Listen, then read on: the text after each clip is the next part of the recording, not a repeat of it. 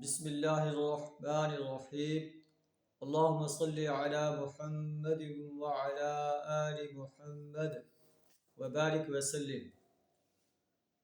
صلاۃ التراویح، نماز تراویح کے بارے میں امام بخاری رحمۃ اللہ علیہ نے باب باندھا ہے کہ نبی صلی اللہ علیہ وسلم رمضان مبارک میں قیام اللیل جو ہے کیسے کرتے تھے۔ اس سے پہلے ہم پڑھ چکے ہیں کہ حضرت عائشہ رضی اللہ تعالیٰ عنہ بیان کرتے ہیں کہ نبی صلی اللہ علیہ وسلم رمضان اور غیر رمضان میں 11 رکعات سے زیادہ قیام نہیں کرتے تھے۔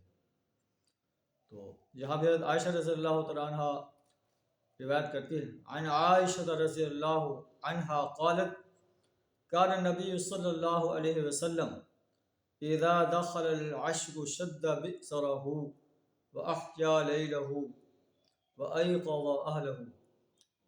حضرت عائشہ رضی اللہ تعالیٰ عنہ بیان کرتی ہے کہ نبی صلی اللہ علیہ وسلم رمضان کے آخری عشرہ میں عبادت کے لیے کمر بستہ ہو جاتے، احیا لیلہ، شب بیداری فرماتے، وَأَيْقَظَ أَهْلَهُ، اور اپنے گھر والوں کو بھی بیدار رکھتے تھے تاکہ وہ بھی رمضان مبارک میں اللہ کی عبادت کریں۔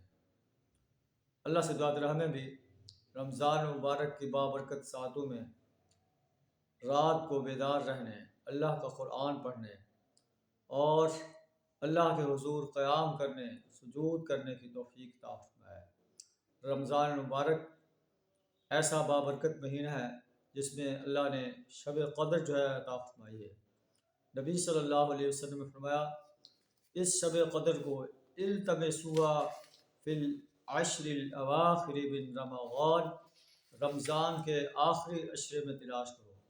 اور آخری عشرے کے بھی طاق راتوں کے بارے میں نبی صلی اللہ علیہ وسلم کے فرامین ہیں، آخری عشرے کی طاق راتوں میں سے تلاش کرو۔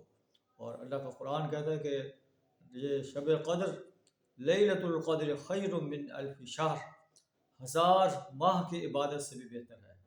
اللہ سے دعا کریں ہمیں رمضان مبارک کی بابرکت ساعتوں میں اس شب قدر کو تلاش کرنے اور اس کے ساتھ ساتھ ان بابرکت راتوں کے اندر اللہ کے حضور قیام کرنے، سجود کرنے کی توفیق عطا فرمائے۔ وآخر دعوانا ان الحمد للہ رب العالمین۔